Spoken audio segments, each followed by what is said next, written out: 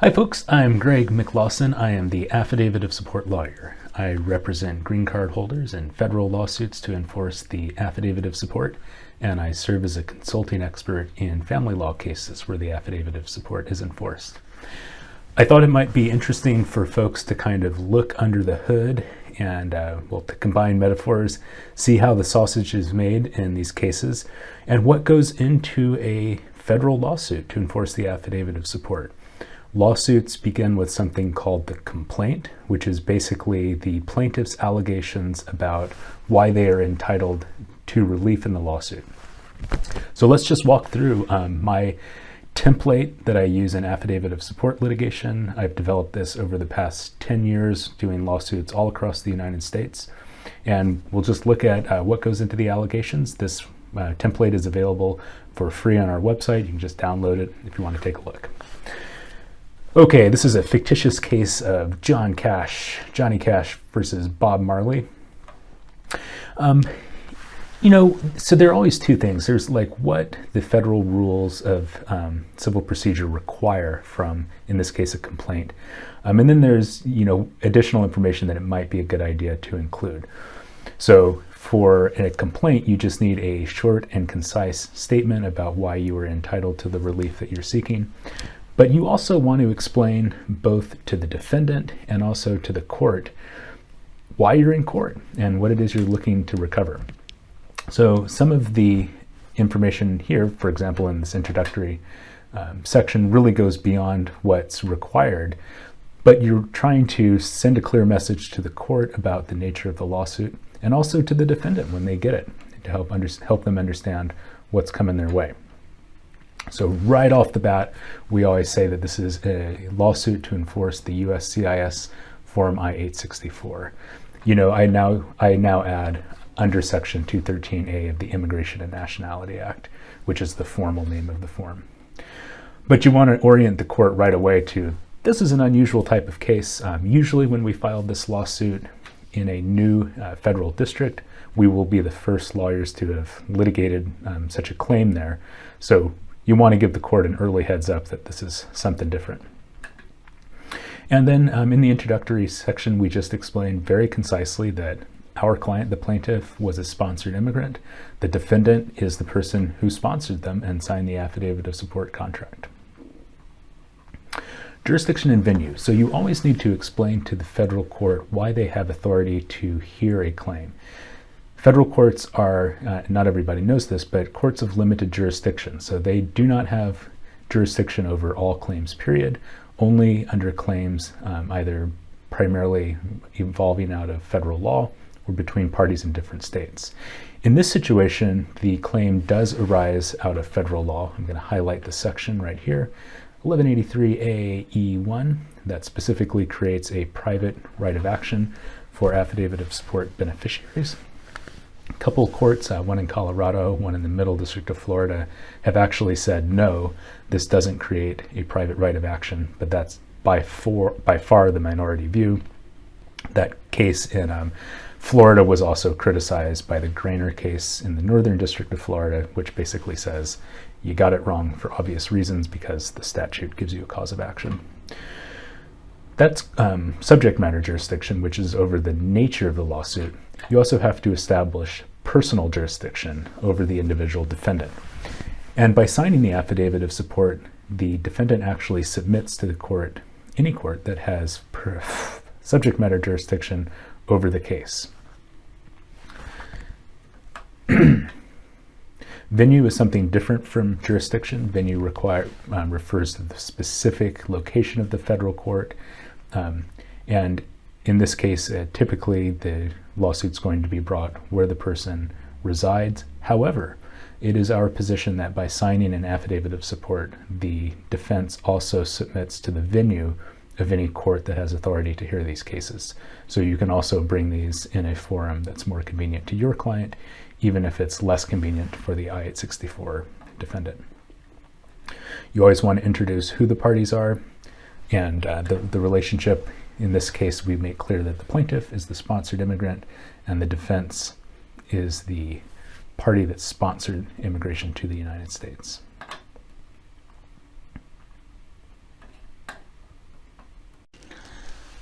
Okay, so having gone through like the jurisdictional allegations, now we really get into details about the affidavit of support itself.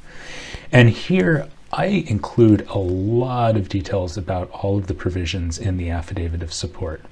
And what I'm doing here is setting us up to really box in the defendant about what, if anything, he or she disagrees about in terms of obligations under the affidavit of support.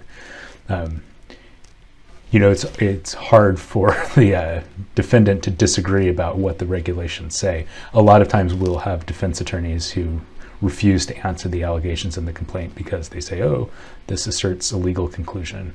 Well, of course it asserts a legal proposition. This is a lawsuit. So there are two types of allegations of law and allegations of fact. You've got to tell us whether you admit or deny each one of them when you file an answer. So here we just go through basically all of the operative provisions of the affidavit of support that come out of the United States Code, that's the Immigration and Nationality Act, and 8 CFR Part 213A. Those are the regulations implementing the affidavit of support. The critical one here is this. By signing that affidavit of support, you promise to maintain the person at 125% of the federal poverty guideline. So again, this section of the complaint goes through all of the provisions that govern the details of the affidavit of support, what the nature of the obligation is, how long it remains in effect, etc. Then we get down to allegations about the plaintiff's immigration history, because in order to assert a claim under the affidavit, you must have obtained your status based on an application that included the affidavit of support. Virtually always, not 100% of the time, but virtually always before we file the affidavit of support lawsuit, we will have gathered our client's immigration file through a Freedom of Information Act request. You can see a different video from me about how to do that. It's free. You can do it online in about 15 minutes. So in this section of the complaint, I will have gone through the alien file for my client and pulled out and redacted all of the primary documents that trace that person's immigration history. So in this sample complaint, we're talking about a marriage-based petition, so that starts with an I-130. That's going to be attached as an exhibit to the complaint. Got to be careful in federal court because you need to redact dates of birth and things like social security numbers. But here we allege that the petition was filed, and then subsequently my client filed an I-485 residency application that's going to be attached at all. And then we will say that in the course of filing that residency application, my client was required by federal law to file the affidavit of support for that residency application. And that affidavit of support is going to be provided as Exhibit 1 to the complaint. And the remaining allegations simply say that by having filed that affidavit of support, it became a binding contract, and the obligation under this affidavit of support started once my client achieved residency status.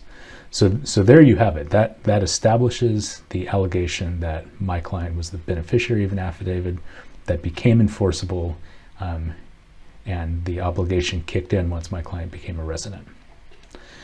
The second key part of the factual story is that we need to allege that the defendant here, poor Bob Marley, breached his obligation under the contract. Well, the obligation is to maintain my client at 125% of the federal poverty guideline. So our allegations in all of these cases are going to be that my client's income was below that amount, and the defendant failed to provide support to make up the difference. The way that we generate these numbers in our initial case investigation is pulling a Social Security statement for our client, because this shows her taxable earning history in the United States. Under 8 CFR 213 A.1, my client's taxable income is the benchmark for what she is entitled to under the Affidavit of Support. So we will simply go through that Social Security statement and provide in this section of the complaint an accounting of everything that my client is due under the contract. You definitely want to have the accounting in here, because then if the defendant fails to appear in the lawsuit, you're that much closer to being able to simply secure a default judgment against the defendant without a fact-finding hearing. Under the federal rules of civil procedure, if you allege a specific amount being owed under the contract, that allegation is sufficient to get you your default judgment figure. I don't think this is technically legally required. These events constitute something called a condition subsequent under the contract. So these 5 terminating events define when the contract is terminated. But we always go through the extra step of providing the allegations that the contract has not terminated because none of the 5 terminating events have yet occurred. And then the final part of the contract of the complaint is setting forth our claim for relief against the plaintiff. Defendant, good grief, come on. This is always described as a breach of contract claim, and in almost all of our cases, this is the only claim against the defendant. There's nothing else in there. It is simply breach of contract. The guy signed the Affidavit of Support. My client became a resident, and defendant did not provide the support that they were required to. End of story. In terms of the relief that we request from the court, typically there's going to be a specific dollar amount that represents the support arrearages, and we calculate those just based on 125% of the poverty guideline for our client's household size. Under the earlier case from the Ninth Circuit, household size is going to mean all the individuals who were sponsored by a given affidavit of support. So the dollar figure is going to get us up to the date on which judgment is entered. What we then also want is an order from the court requiring the defendant to stay compliant with his obligation under the Affidavit of Support. We want that court to say, all right, you owe the plaintiff $16,000 and you need to start making monthly support payments until the contract terminates. Courts have been very willing to do this. We've never seen a request for specific performance denied. It's pretty straightforward that the person signed the contract and they need to stay compliant with it until the contract terminates. Attorney fees, that's a big topic unto itself, but under the Affidavit of Support, you are entitled as the plaintiff to recover all your costs and attorney fees when you prevail in your case.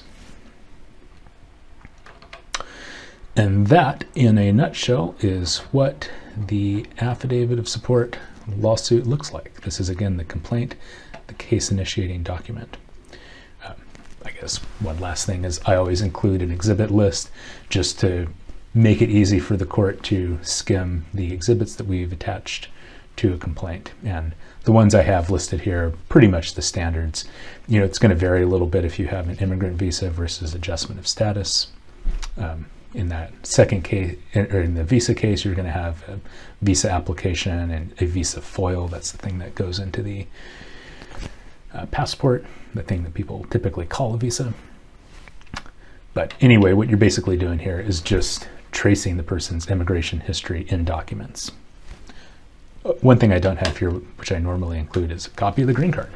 But the residency application also is going to have an approval stamp on the upper right or lower right corner typically. There you have it. I will upload a copy of this complaint to the website. You guys are welcome to take a look at it. If you're a lawyer, just go ahead and adapt this for your own purposes if you want. It's out there anyway. If you have questions, comments about Affidavit of Support issues, feel free to jump into the comments and I will answer them there. If you would like a confidential case assessment, we do that anywhere in the United States. There's no cost to that. Happy to give you some advice about whether we think you have a plausible case for support under the affidavit. Hope that's helpful, everyone. Bye-bye.